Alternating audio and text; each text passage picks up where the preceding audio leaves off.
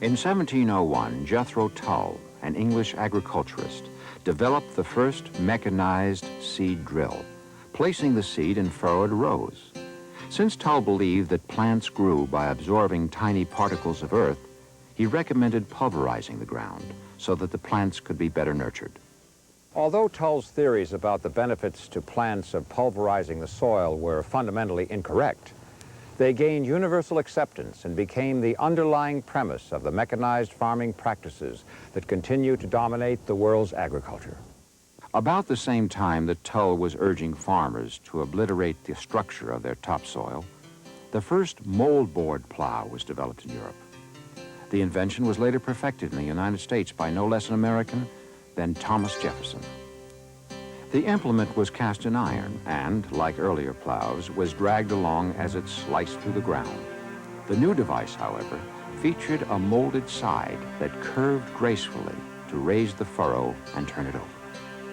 By 1850, the John Deere Company was shipping 1,600 steel plows a year. A single man with a team could zip through the previously unplowable prairie sods to expose the deep, rich bottomland soils of America's heartland. All over the world, the ranges and grasslands were put to the plow. The planet's ability to feed itself doubled and redoubled over and over again. But even as the new farms of the Midwest were springing up, the first signs that something was wrong with this magnificent new agriculture could already be seen. The farms of Vermont, once the breadbasket of the colonies, were going bust. The land played out.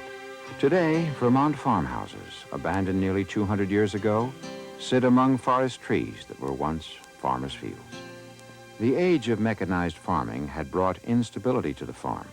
Where once it had been common for generation after generation to work the same piece of land, farmers became like miners, taking from the soil its vast riches, then moving on to the next mother lode, once their land had run out.